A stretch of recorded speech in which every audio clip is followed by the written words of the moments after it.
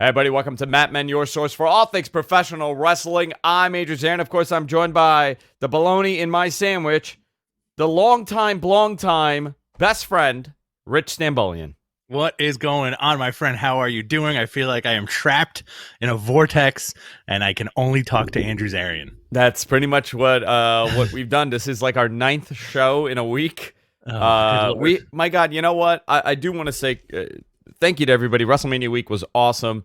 You guys, we had thousands of people upon thousands of people discover the show this week. I think combined between the two nights, we had like 50,000, 60,000 something like that. Watch, which is a lot of people watch. Dude, that's tremendous for two a-holes from Queens, New York, two kids from Queens that grew up loving professional wrestling, and it's just amazing that we have this reach now and this audience. So I do want to thank everybody. A little mushy here in the morning. We are very tired. We are very tired. But we were going to do a show on Thursday, but after that Monday Night Raw, I was like, dude, we got to come on. And Rich is like, yeah, man, we got to talk about this because, oh boy, a lot to talk about. Obviously, we're going to sum up WrestleMania really quickly here for those who did not see it, which I can't imagine you're watching us and did not watch WrestleMania, but there was a lot to unpack here. 2 nights, Saturday, Sunday night, very quick shows, about 3.5, 4 hours each. Night 1 had a 40-minute delay, which did not help with the pacing of stuff, but night 1 was still a very good night. Night 2, I don't know. Did you like night 1 or night 2, Rich? I like them both. Again, which one better, I should say? Night 2. Night 2. For some reason, like I remember just like talking to you and Josh about it. Big shout out to Josh Coleman who came to hang out this weekend. It seemed like they put such an emphasis on night 2, like as soon as night 2 started, right? That it like, didn't live up to the expectation, you mean? No, like night 1 was fine and fun, but then night 2 was like got a little more glitz and glam. Like right off the bat, like the three of us were watching and going like, yo, this is awesome right now. Like why didn't they do this for night 1? Yeah. Okay. Let's unpack this, right? Let's start off. Mm-hmm. Night 1 had that tremendous main event. Yes. Actually, night one was solid all around. I think I like night 1 better. Night 1 opened up with Vince McMahon. He opened the show when he welcomed fans back, and he did this thing, like he does. Yes. He said, if you say "Welcome to WrestleMania" in that voice long enough, your face starts to morph. And all of a sudden, you look 20 years younger. I don't know if you noticed that. I think that's what Vince looks like now. That's what's happened. If you say, welcome to WrestleMania, like 40, 50 times in a row, you revert back. Vince was looking very youthful in the face. Yeah, absolutely. He's starting to resemble the cat lady of New York that lived in the Helmsley building. No, actually lived in Trump Tower. The cat lady. And she got evicted. Did you know that? Really?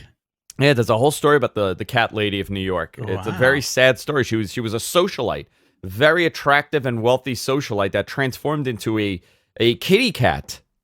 I'm not even exaggerating. She was called the cat lady of New York, and I think now she's living in like an apartment in Queens. Really sad. Oh boy. Vince McMahon opens up the show and welcomes back fans. That was cool. Bebe Rex. How the hell do you say this woman's name? Bebe Rexha. Bebe Rexha. Saying America the Beautiful. The wrestlers remained on the stage during the performance. Michael Cole, Byron Saxton, and Samoa Joe were the announcers.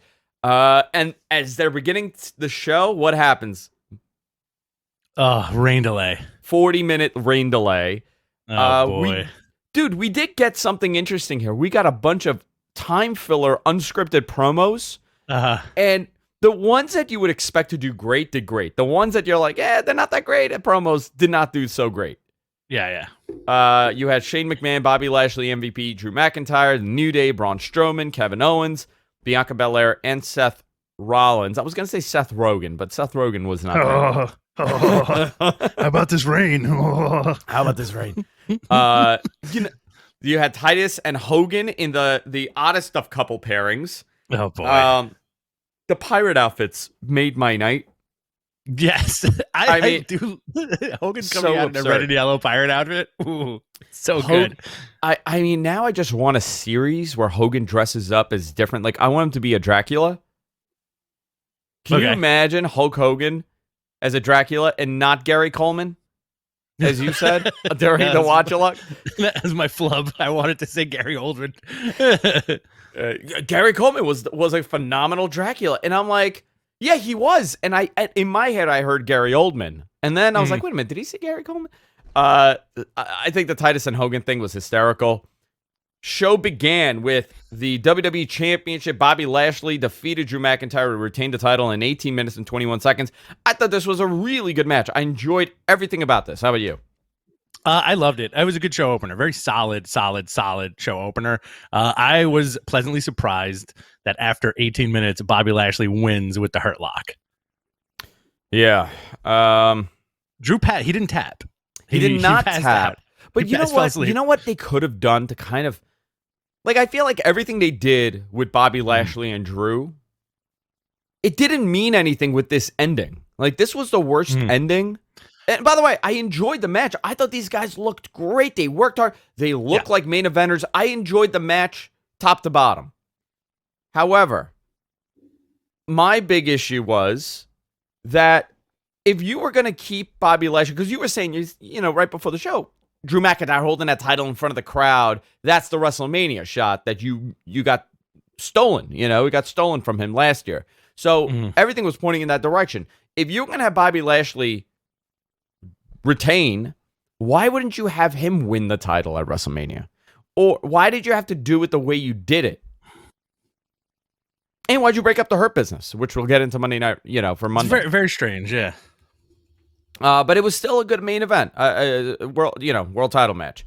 Natalya and Tamina won the tag team turmoil match, 14-7. Whatever. The second half of this was pretty good, right? Mm-hmm. Yeah. Cesaro defeated Seth Rollins. This was a sleeper. This was a really good match, but I feel like it's not getting any buzz. Cesaro swung Seth 23 times, according to commentary. It was actually 18. To break the record of whatever it was. It was 18 or 20 or whatever it was. So you broke that swing record. AJ Styles and Omos defeated Kofi and Xavier to win the Raw Tag Team Championship in 9 minutes and 30 seconds. Omos was set to be the star here and got a major babyface pop when he got that hot tag. So there's something interesting about him. People are into him. People love big dudes. Dude, when things are going poorly, Vince will always rely on giants. Yes, 100%. You think he's going to get the rub? Who? Almost. Oh, eventually, yeah, 100%. Hey, I mean, he looks really freaking good. Also, with AJ winning the tag belts, he's a Grand Slam champion. He officially is a Grand Slam champion, which is a positive for him. He could add another accolade to his line of accolades. Let's see. Steel cage match. Braun Strowman defeated Shane McMahon, 11 minutes and 25 seconds. He threw Shane off the top. And then he dedicated this to all the stupid boys and girls, right? Is that what he said? I think so. I dedicate this win to all the idiots. And he just held the mic out and everybody cheered like dummies. This one's for all my dumbasses out there. It's so weird. I know we're making fun of it because it's a little cringy, but it's so funny. Like, I'm not making fun of people that are not as bright as others, but this was so dumb. I mean, like, obviously it's for kids, right? Yeah, but it's like, for kids. But like now, like if I'm a kid, I'm gonna be like, maybe I am stupid. Maybe I am a big dummy. Maybe that is true. You know, I don't know. I think that whole stupid thing. You know what would have been better? I was talking to someone from there, and they told me that the original suggestion was to do like not so much like a like I'm smarter than you thing, like your grades are poor and I have better grades, but it was going to be more like an elitist, like a northeastern elitist intelligence, like Shane could be like, I went to BU. You went to a community college in Tennessee or whatever, you know, like, or you went to this college, this school. Like, I went to an Ivy League. I grew up in Greenwich, Connecticut. I had the best education possible. That's why I'm who I am, and you are who you are. Right, Like right. that. But instead, they're like, well, we can't do that. That's elitism. That's, that's class warfare. We can't do that. It's politically charged. Come on, know? But come on, let's just call the kids idiots. Let's do that. You had terrible grades in 3rd grade. Who cares? They're both millionaires, by the way. Braun Strowman, not a poor man and not a dumb guy. You can't be that dumb and get this far in life. Imagine, like I was telling my wife about this. I was like, we spent the entire weekend watching millionaires play fight, basically. Yeah. And it's true. Isn't that ridiculous? It's so funny when you think about it. Wrestling is so bananas when you think about it. And I'm still giggling on the inside if Braun Strowman came out and was like, let me tell you something. This one's for the morons out there. This one's for the dumbasses. I hear he's like the voice of the voiceless in that regard. He's like the CM Punk of dumb people. Yeah. Just gutting these promos, trying to lift up the dumb people. Yeah, it was his pipe bomb. And you are an idiot, and you're an idiot, and you're an idiot. You're all idiots along with me. And everybody cheers. Yeah, and then you know what? He jumps in the crowd and he crowd surfs. All the children just hold him up. all the dummies. It's all the dummies. It's like in the Idiocracy. It really is. Braun's like President Camacho from Idiocracy. We're like, everybody's just dumb. I don't know, man. Steve Austin shows up on the screen finally, so let us know that WrestleMania 30 will be in 2022. Is going to be held at AT&T Stadium in Arlington, Texas, home of the Dallas Cowboys. How about them Cowboys? Is Steve Austin the host? That's what they kind of emphasized, right? That he was basically like, come on and join me next year, everybody, dummies too, no problem. By the way, people, if you did not watch the watch along, there was a moment of brilliance that we discovered on night 1 by accident, and that's us role playing Stone Cold Steve Austin talking about Dragon Ball Z and his love for anime. It turned into like the amount, all the stuff that we did last week, I should say. I did not get any feedback to the level that I got feedback on that skit. Oh, really? Wow. Yeah. That's cool. I'm happy about that. Vegeta, Piccolo, Yamcha. Oh my God. Who loves Yamcha? Krillin. Go Tanks. Damian Priest and Bad Bunny. By the way, love this match. Me personally, this guy here. This guy loved this match. Loved Bad Bunny. And then I know how you felt about it. Not everybody, I shouldn't say everybody, but there were a lot of people poo-pooing us over the last, 2 months talking about Bad Bunny and how we were very positive about Bad Bunny. Like tremendously positive. We were very supportive. Very supportive of this man's entrance into pro wrestling. And people are like, this is ridiculous, Bad Bunny, what the hell? Rich and I were told that he was training like every freaking day since January, and he was like very committed. So I was like, you know what? It can't be that bad. You could tell he's not an athletic guy, right? He's not a super athletic guy, but for a non-athletic guy, this guy did a lot of athleticism. Yeah, dude. His training showed. Again, we were very supportive of Bad Bunny, but I also feel like there's a certain demographic of wrestling fan that had no idea who this guy was and just listened to like the first 3 Metallica albums over and over again. Yeah. And like that's their musical sensibility. You know what I mean? This dude is like arguably one of the biggest recording artists on the planet, And the fact that he trained so hard to have a decent match was pretty excellent, man. I feel like with the match placement, maybe folks didn't think it was gonna. Maybe the folks in the back didn't think it was gonna be as good as it was. To be honest, Tim Anger in the chat room put a visual in my head. Austin and Hogan dressed up like cowboys for WrestleMania. Oh, so good. Can Hogan be the host every WrestleMania and he dresses up as the theme every year? I'm a cowboy. I'm a pirate. I'm a zombie. I'm a ghoul. Was that your Hogan impression? That was my Austin. That was my Austin. But Austin's gonna be dressed up too. You think so? I think he's gonna. It would be great if he just came out like classic Stone Cold with the leather vest with the underwear. and jorts. The jorts. And the blue Would he- jean, the blue jean If, he were, shorts. if Austin were to have a match again, would he wrestle in the jorts or would he wrestle with the underwear? Got to go underwear, man. If you're gonna be Stone Cold, you have to be Stone Cold. You think he ever dresses up like that at home just for the fuck of it? He just puts his like the old gear on with He the goes the to knee his wife. braces He's and like, all check that. it out. And he goes like this. You know, he gets on top of something. Just does it. I You know- would do it. I imagine there may be some level of that. Like if he's going through stuff like in a box or a trunk and he's like, oh, still fits, still got it. And then he'll do some stuff in the mirror and have his wife throw him beers, you know. You know, I dress up like Enchante regularly, but it has nothing to do with wrestling. I just do it because it's like a Tuesday. That's how you do When your my grocery wife comes shopping. on. Yeah, pass me the butter. Just you pass out after every item you put in your cart. Every aisle, dude. Every aisle. Every Oh, aisle. is this the dog food aisle? Oh, and I just pass out right on the floor. Oh, so much cereal. So much cereal. Bianca Belair defeated Sasha Banks to win the SmackDown Women's Championship. 17 minutes, 15 seconds. This match was awesome. Awesome. You said something on night one, okay? And it didn't click with me until I rewatched it the next day.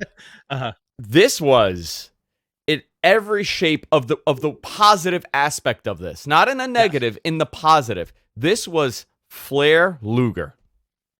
Yeah, straight up. Like This was awesome. Yeah, it was like it's the because I think we were talking about like what would you equate this to, you know? And immediately it was like Bianca Belair is such an athlete, you know, like never mind, like every wrestler's an athlete, right? But then there's also a difference between like, yeah, she's like an athlete, like an Olympian, you know what I mean? Like that level of athleticism. And then Sasha Banks is an athlete in another regard, like she's a consummate professional wrestler, right? Yeah. And I think she led Bianca to an amazing match. I think so too. I wonder who put that together. I think it was the agents. Okay. Whoever the agent hair was. whip. That hair whip was so gnarly, dude. So good. So good. You know what? Or I could say Sting Flair. You know, like it was Sasha bumped like crazy. She did unbelievable. She made Bianca look like $1 billion, really, for a virtually an unknown. You know what I mean? Like not to us. She's known to all of us, but to a mainstream wrestling crowd, you really don't have a lot of Bianca Belair exposure, especially with the fact that she has yet to wrestle in front of a live crowd on the main roster. You know, as far as her main push goes, she's really not. She didn't have time to build this in front of a crowd. She was able to do it with virtually nothing, just going based on what she feels. I really hope she's successful in this. I very much enjoyed this. This was a stellar main event. And no complaints from most people. 99% of people, no complaints. So I very much enjoyed night one. Even with all the silliness, fine. Night two opens up. Ashlyn Kraft performed America the Beautiful. They showed a shot of the roster standing on the stage from last night. Titus and Hogan walk out to the stage dressed as pirates. Hogan got a mixed reaction with a lot of boos. Yeah, isn't that fascinating? I think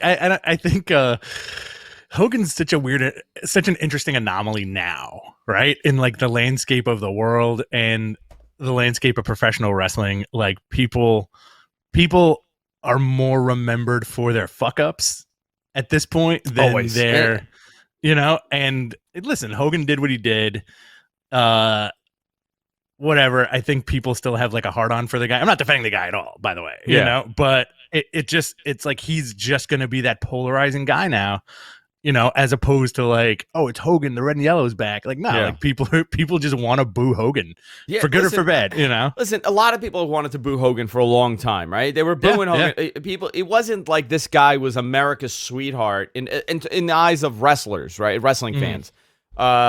You know, the whole politicking stuff was a big part of his career. The conversation around it. I'm not necessarily, I don't know what he did or did not say because I wasn't there.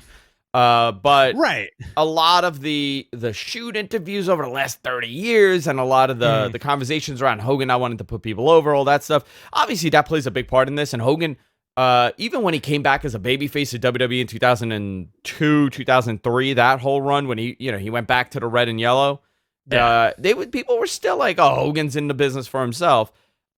Listen, there's no defending the language he used on that tape. Right. But, we also have to remember it was like 10 years ago. I do believe people change. I do believe that. So I don't know if he's changed. I don't know any of that because I don't know anything about his personal life, but I am able for that 5 minutes to remove the person from the character. Now, I can't do that all the time with everybody, but with him, I kind of can, in this scenario.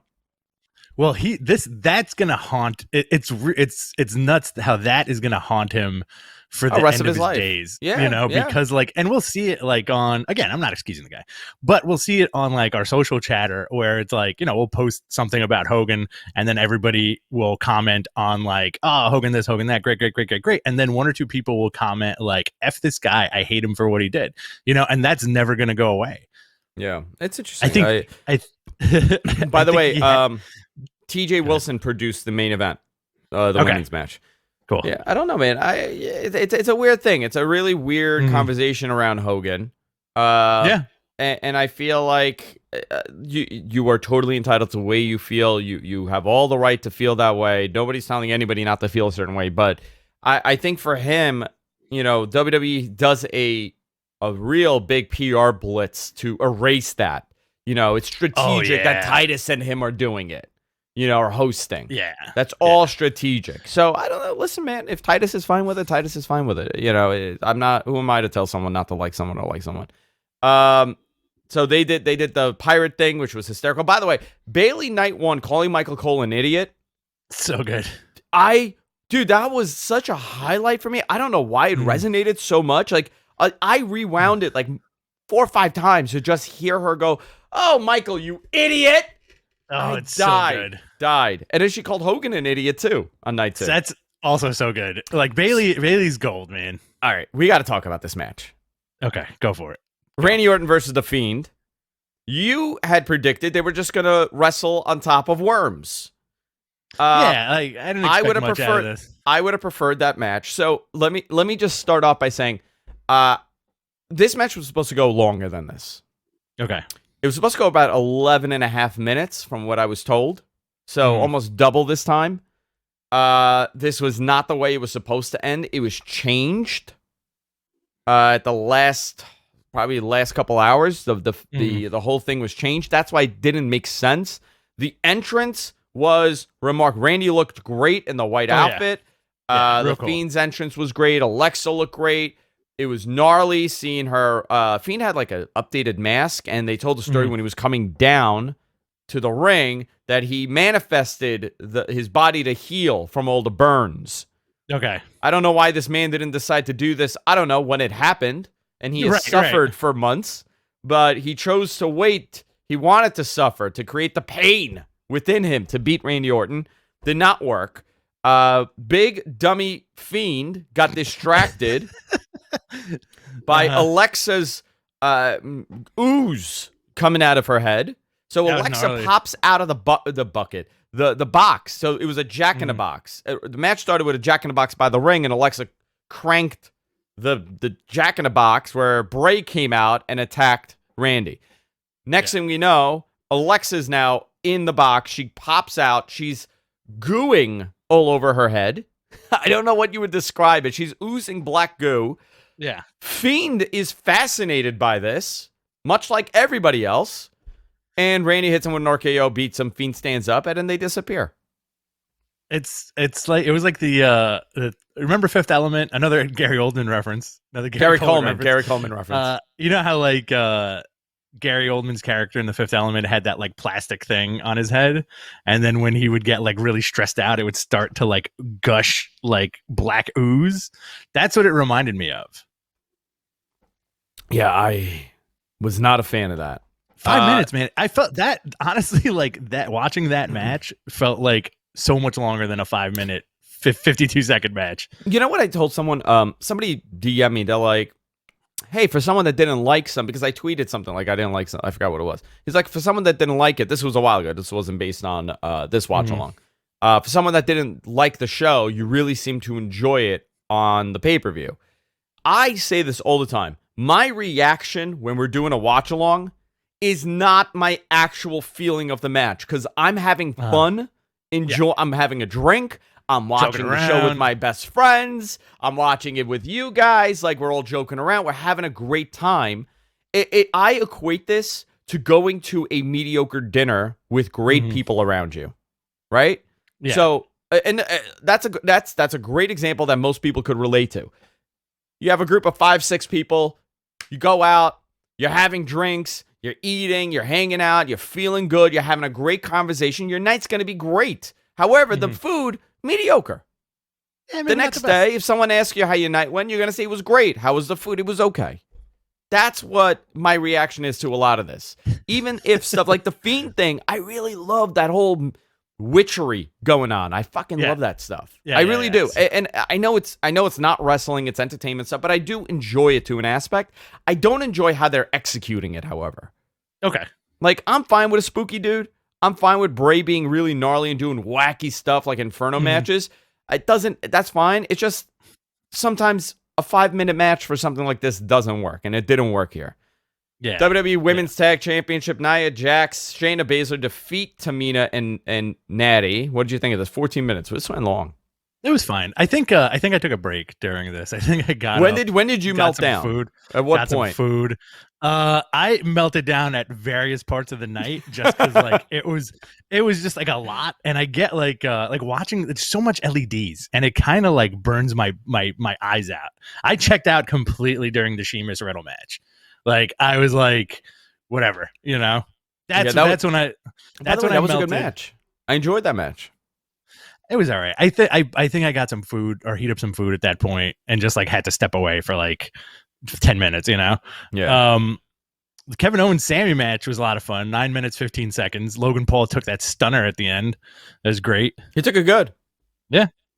9:15 for this. Good match. You know, these guys can't have a bad match. It's impossible, but they just had a match.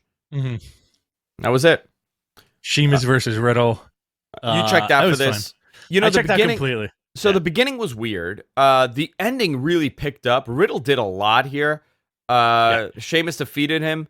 So, and we'll get into Riddle being portrayed as a dummy. He had that backstage segment with RVD. Was that night 1 or night 2? Where RVD promoted his rolling paper with Khali. I don't remember it. Like everything kind of got blurred into one big mush in my head. I remember also like the highlight of the Sheamus Riddle match was you yelling about how much you think the doves with the pirate hats are stupid. No. The pirate hat was great. The dove I was yelling about how stupid the doves are, and then I saw the one come out with the pirate hat, and I think it winked at me. I don't know if anybody else saw it, but I think it was talking to me. It did wink. It went like this. It went like this. No. It was like this. It was like, hey, Andrew, I know the show's not going to be that great, but don't worry. Look, I got a fucking pirate hat on. And that was it. And he flew away. It's cool that your doves speak English directly to you. Let me tell you, all the birds speak to me, and the birds are not real. I don't know if you know this. Birds are not real. They were put in the 1980s by the bourgeoisie to spy on all of us. The birds are spying. Ronald Reagan infiltrated this country with birds, with robotic birds. This is your version of InfoWars? This isn't Infowars.com. Andrew Zarian here. The birds were put in by the bourgeoisie. That's a pretty good action. We got a reptilian coming on at the top of the hour. We're taking your calls. Infowars.com. We got a reptilian coming on, and we also have an alien live in the studio. Oh boy. I'm moving to Austin. I'm going to go work with him. That's the plan. I'm just going to go totally bonkers in 2022. Next year, I'm going to lose my mind next year. Are we going to end up moving to Texas because that's where all the podcasters are going? I'm telling you right now, I'm not even kidding. This morning, Jess was showing me properties in Austin. So, hey, listen, great town for podcasting. Apparently, that's where Justin Robert Young went there. Man. Justin Robert Young's there. Brian Brushwood is there. Tim Dillon, I believe, is moving down there. Joe Rogan's down there. Yeah, Alex Jones, Infowars.com. All right, what else do we have? We got the Nigerian Drum fight. Apollo Crews beat Big E to win the Intercontinental Championship, 6 minutes and 49 seconds. So Dabakoto Babatunde showed up to help Apollo, right? Yeah. And I kind of wonder where they're going with this. And my question is the foreign heel sustainable right now? Because that's kind of what they're doing, right? Is the foreign heel sustainable? Yeah, I think the foreign heel is always sustainable. I enjoy a foreign heel. I like a foreign babyface too. I think that's always been the thing about pro wrestling, where you like, you know, Antonio Rocca and Bruno, and even though if you're heel or a babyface, you know, it doesn't really matter because it connects in a weird way to people. I don't mind it when it's not done in an overly racist way. You know, a lot of people had a problem with the whole Nigerian gimmick, but I mean, Apollo is Nigerian. And now Babatunde Dabakoto is known as Commander Aziz. Commandeer Aziz, not Commander. We were wrong. It's Commandeer Aziz. He's also, I believe, he's half Nigerian, so it kind of falls into it. I don't know, man. We'll see what happens with this. I thought the purpose of this match was weird. You know, it was essentially a no DQ match with drums and sticks. Gimmick match for the sake of a gimmick match. I don't know how that went over with everybody though. It was fine. It was just like, it's just kind of weird, you know, like whatever. It's not that it doesn't sit well with me. I feel like, where are they going with this? Is this, I also can't believe like everybody's like aboard with that, you know, but Babatunde, he's Polish and Nigerian. So it kind of makes a little sense, I guess, like tangentially. Yeah. For him to help Apollo Crews. I don't know, man. I don't know. I can only imagine, Vince really, really pitching this to both these guys, you know? Yeah. Like saying like, this is going to work. It's going to work, etc. Yeah. Rhea Ripley, Asuka, Women's Championship, 13:30. Rhea Ripley, the new Raw Women's Champion. Rhea Ripley came out to a live version of her song, This Is My Brutality. One of the worst songs I've ever heard live. I don't mind it. It wasn't great. Yeah. It could, like, the studio version is way better. Yes. Yeah. This was the equivalent of the DX band being as crappy as they were live. Oh my God. Yeah. I remember being so disappointed that they weren't that great live. You know what disappointed me the most? How much of a shithead the lead singer looked like. Oh, the fake Zach De La Rocha? Yeah, he's like, hey, you want to tell me what to do? No way, man. I was like, oh my God, this is like a 90s like Starburst commercial. No way, Jose. No way, man. I'm Gen X. I do whatever I want. So she came out. Fun match. It was a fun match. Really good match. Both worked really hard. It was a really good match. Enjoyed it. 13:30. Well deserved by Rhea Ripley, new women's champion. Triple threat main event Universal Championship. Roman Reigns with Paul Heyman and Jey Uso defeated Edge and Daniel Bryan to retain the titles. 21:40. This match was really good. Awesome. Roman won by pinning both of them. He stacked both Edge and Daniel Bryan on top of each other and pinned both. It was very clear who the top guy is. I wanted to ask you this. What did you think of all the Jey Uso shindigs in the match? Shindigs? Shenanigans. Shenanigans. He threw a good shindig. Yeah, after the show, man. He did a wine tasting. Top to bottom, 21 minutes 40 seconds. I really enjoyed this match. I think I enjoyed this match possibly the most, besides between this and the Bianca Belair Sasha match. I think, really two strong main events. Edge and Daniel Bryan looked awesome.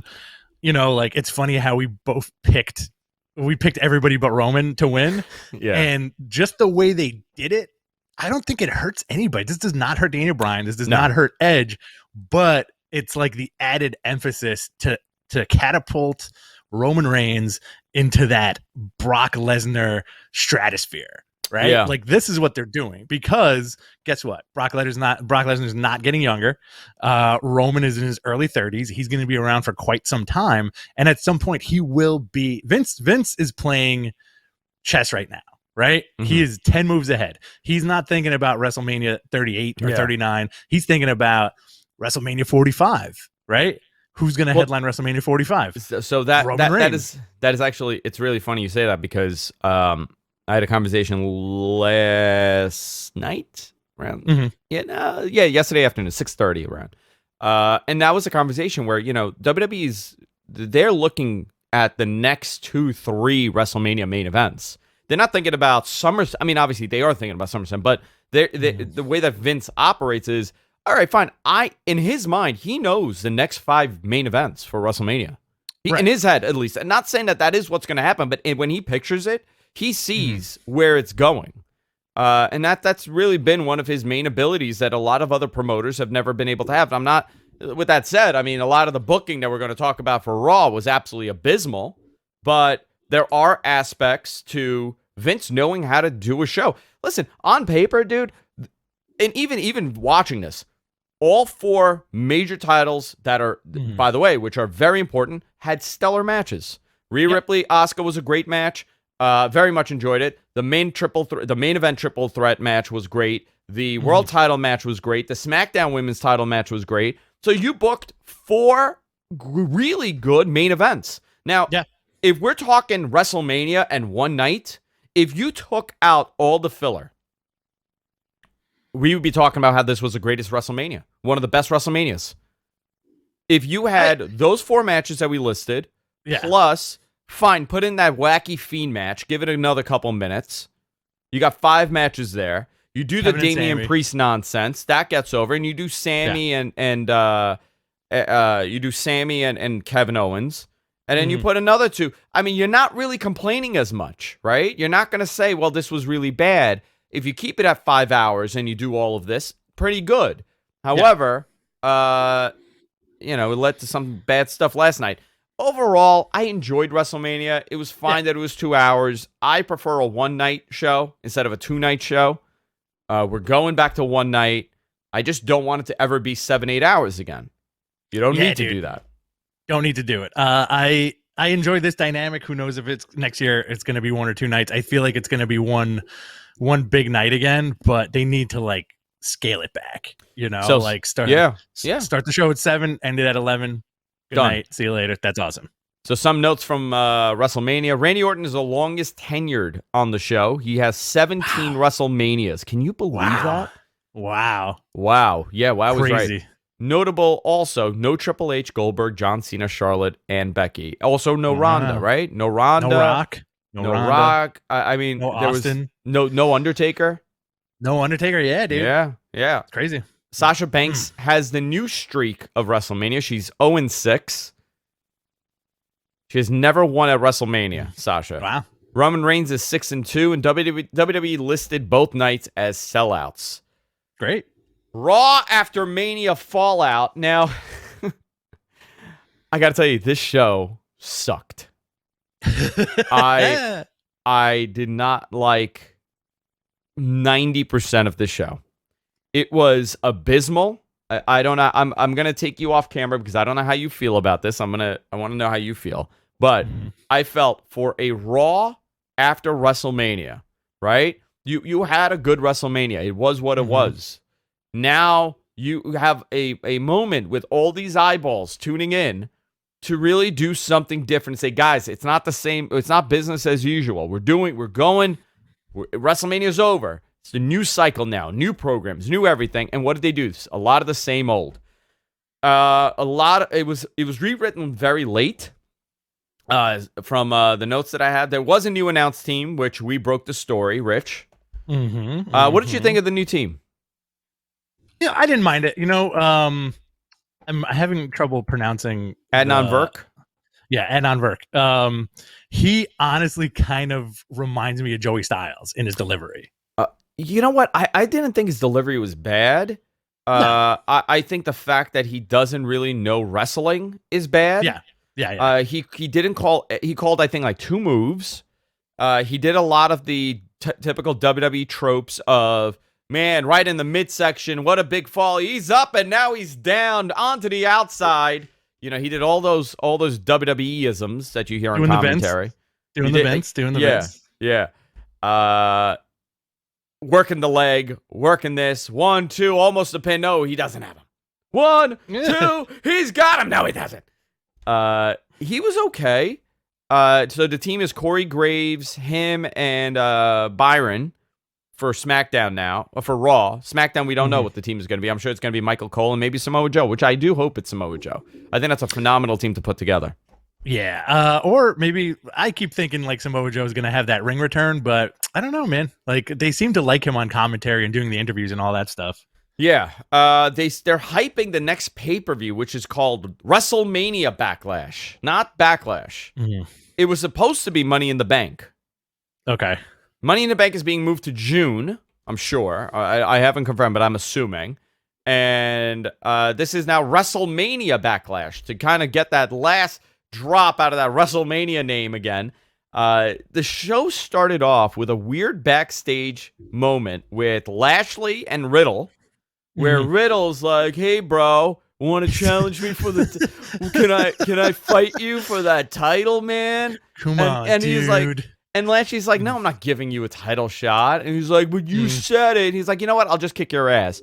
And that's exactly what he did. He ragdolled him for an entire match. Riddle looked like a fool. Lashley took his stupid scooter and threw it away. He beat the crap out of Riddle for the entirety of the match.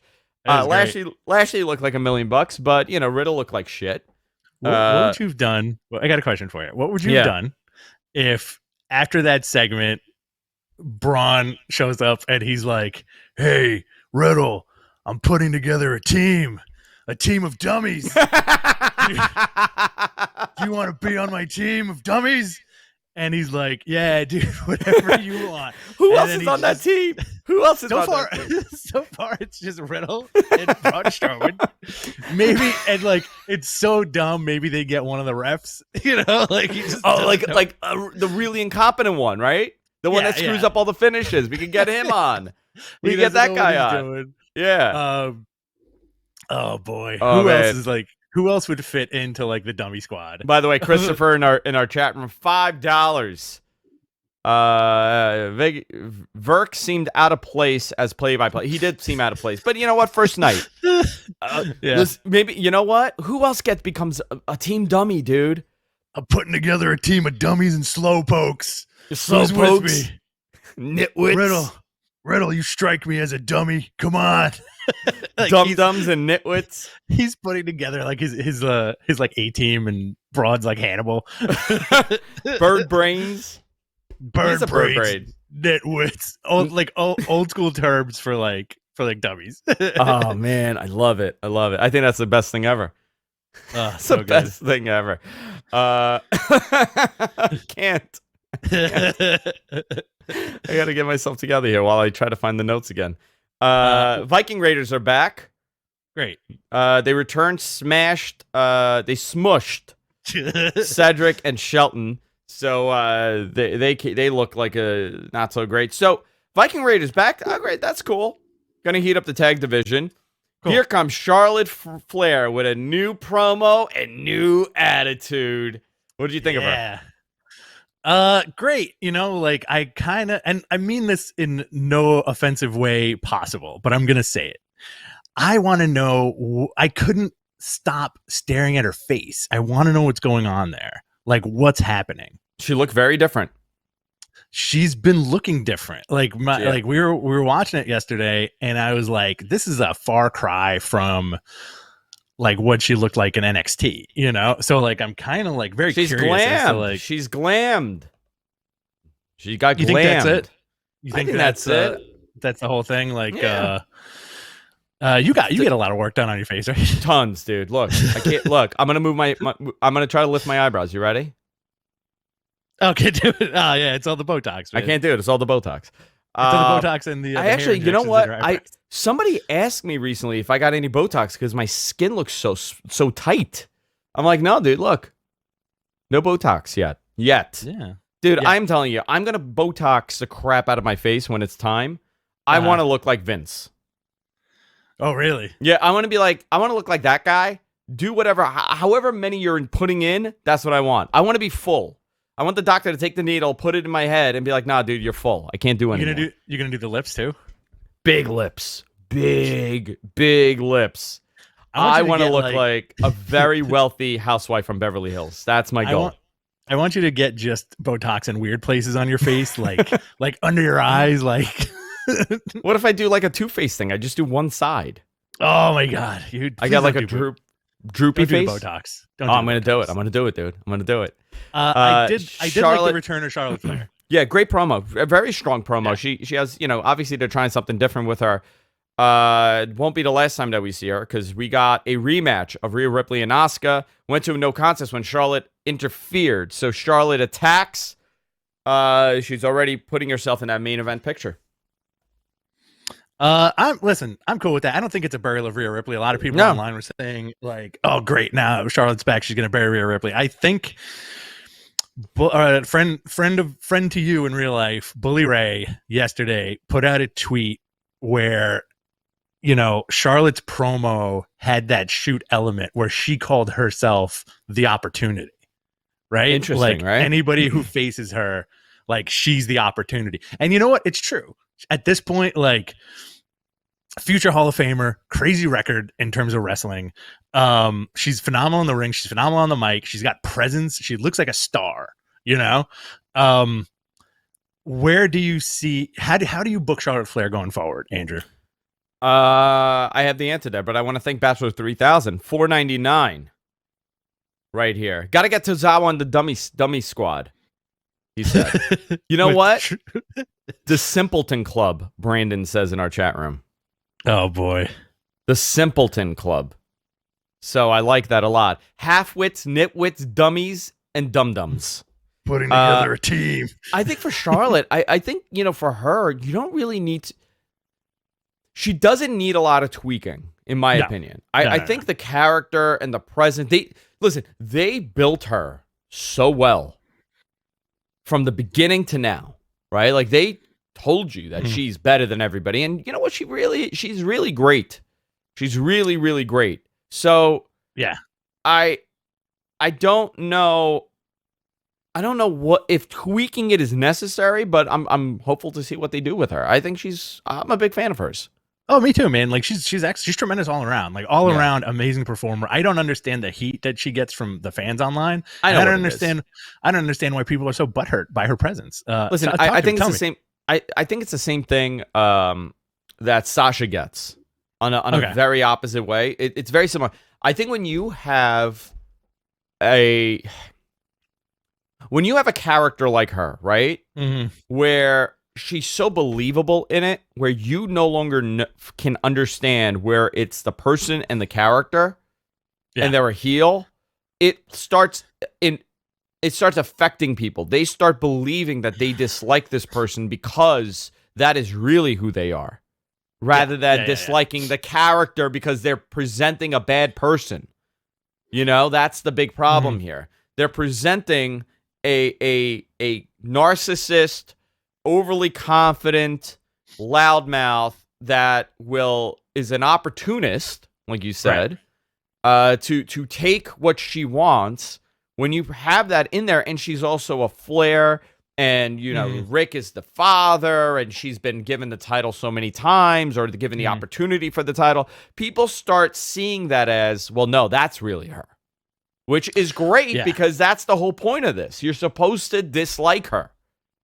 Well, her character is the gatekeeper. And that's great. Right? She should be. Yeah. She should be, because you know what?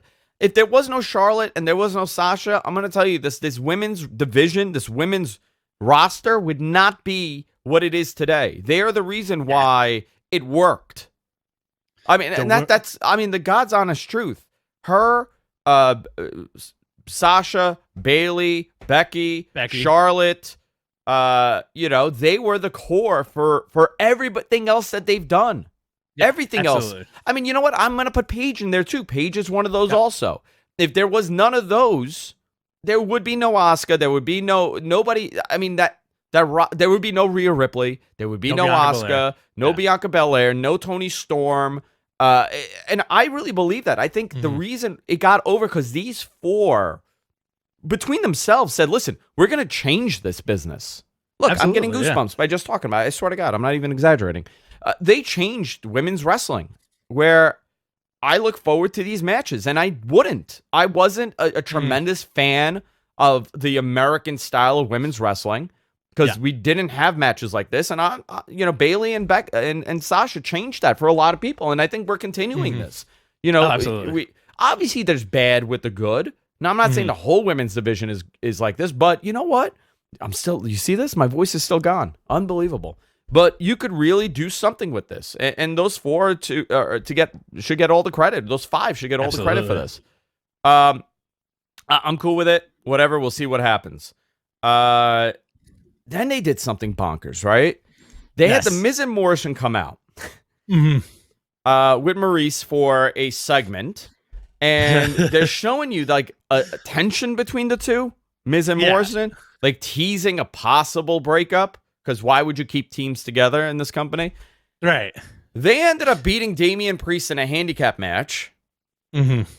Damian Priest was there to be made, right? That was the whole point of doing this whole Bad Bunny thing, to help him get made by Bad Bunny. Bad Bunny's not going to be there, so now Damian Priest is the guy in that role. He gets beat 2-on-1 in a handicap match. Again, reverse booking. Whatever, I guess. I did not care for this. Well, he also still looks strong, and he has such a big presence, like you could tell that Vince likes the guy.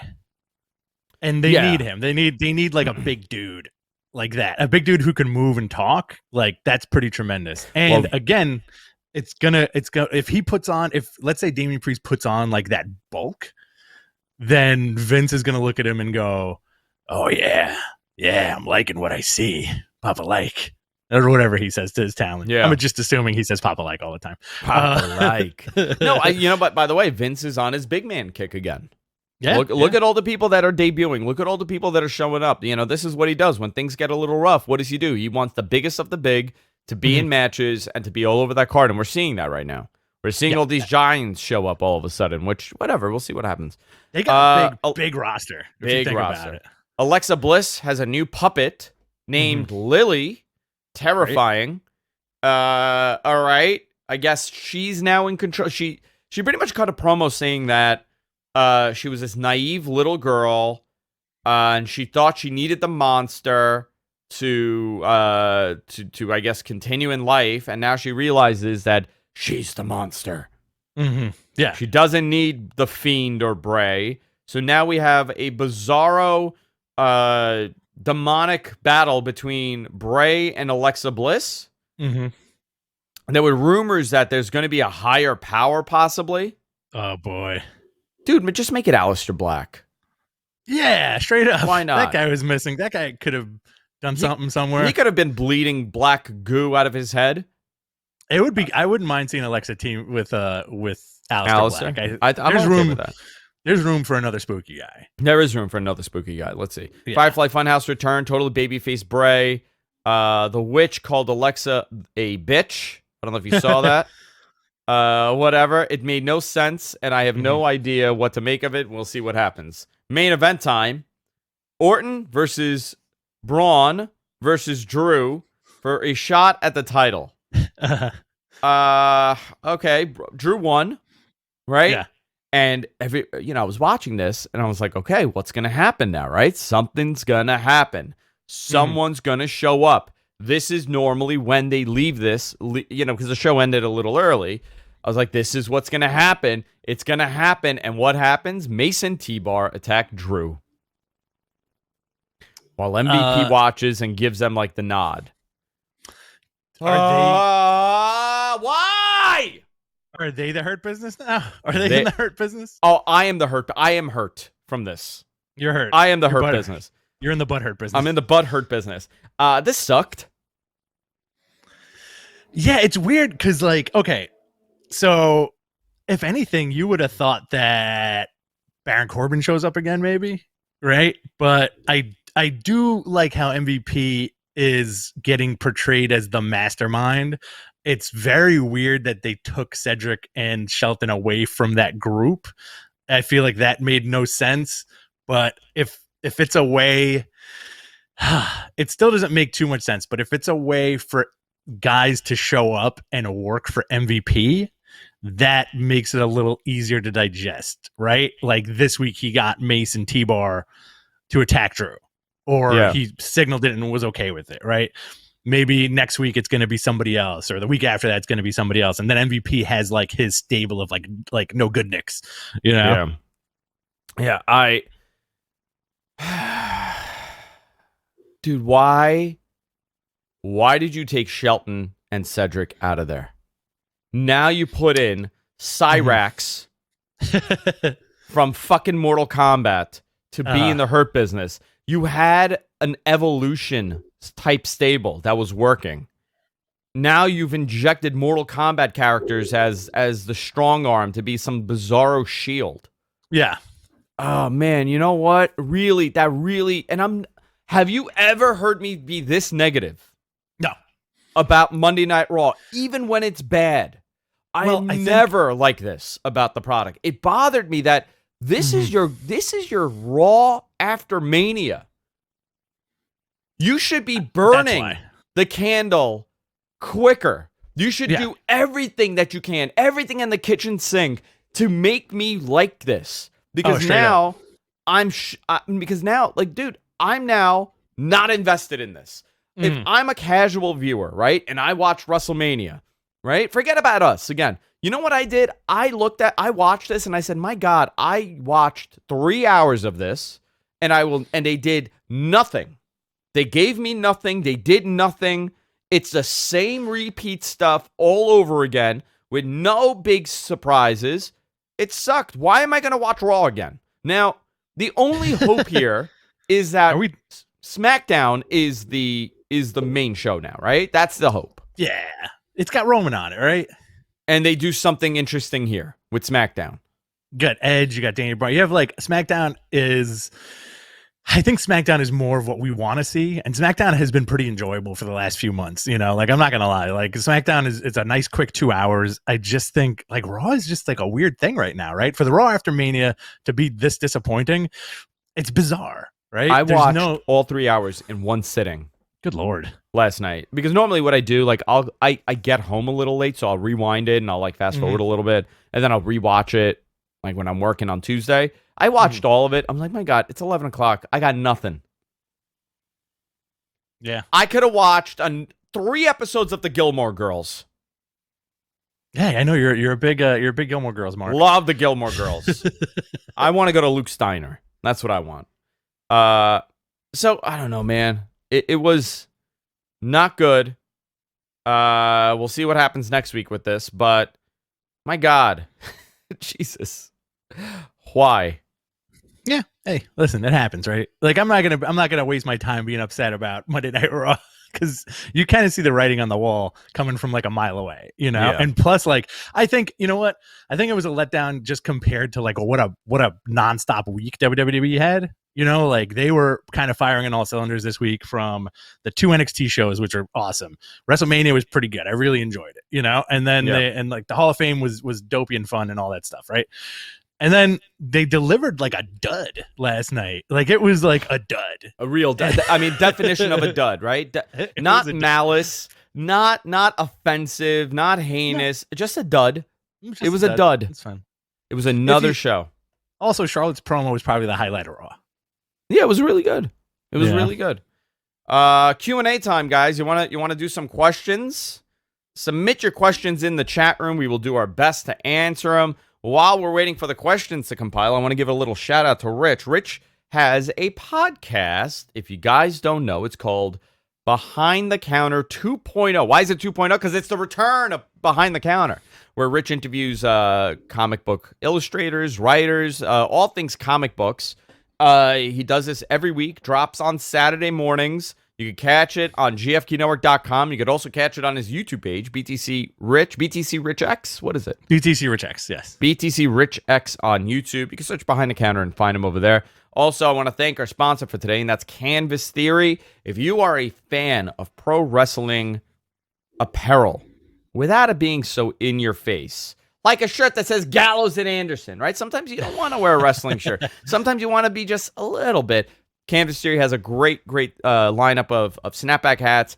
Some are inspired by Japanese wrestling, some lucha wrestling, and some American wrestling, which is really cool. And they have a great offer. If you put in Matmen at checkout, you get 10% off your first order, which is really cool.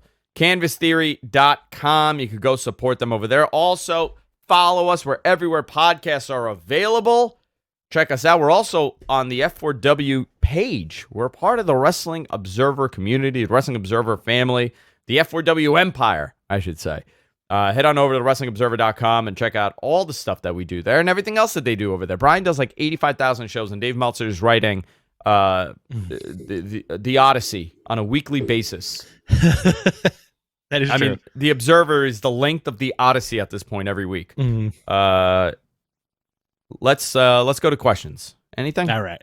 Yeah, we got Tim Anger. What's up, Tim? Big supporter of the show. Thanks for everything. Will WrestleMania always be a 2-night deal moving forward? As Austin would say, it's one night. It's going back to one night next year. Large 23 asks, have you guys seen the Austin Jericho interview? Yeah, it was awesome. I have not yet. I'm gonna watch it right now as after we're done with the show. Is it long?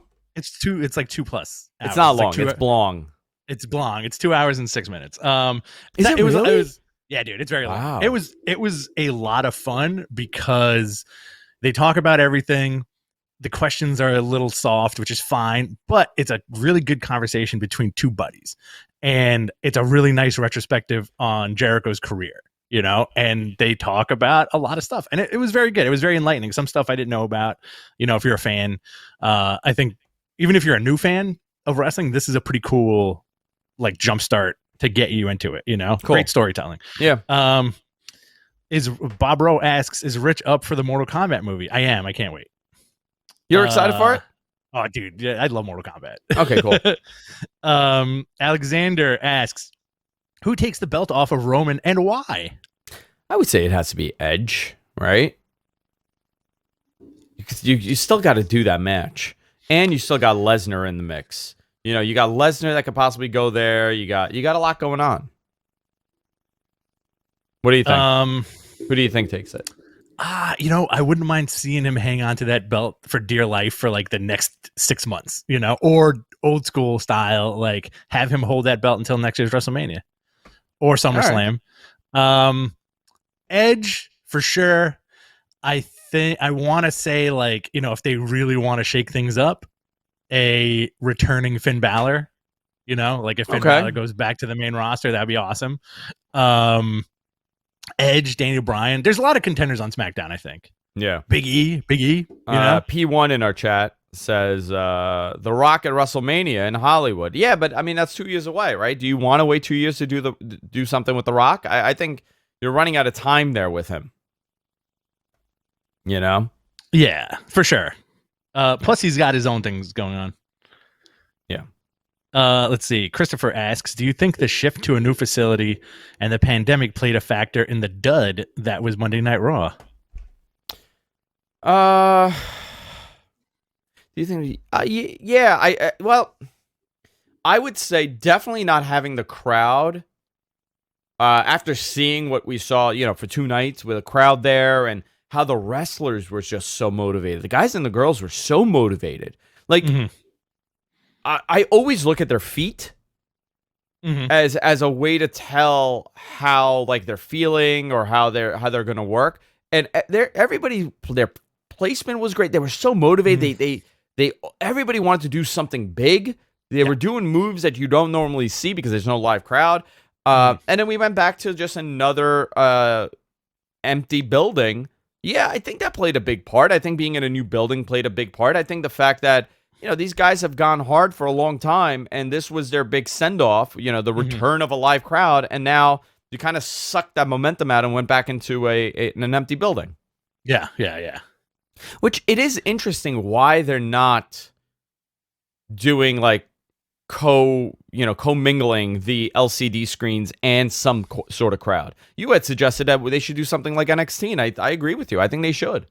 It works so well for NXT. Like, why not do it for Monday Night Raw? But you know what? I'm gonna give WrestleMania a little extra points just because they had a crowd.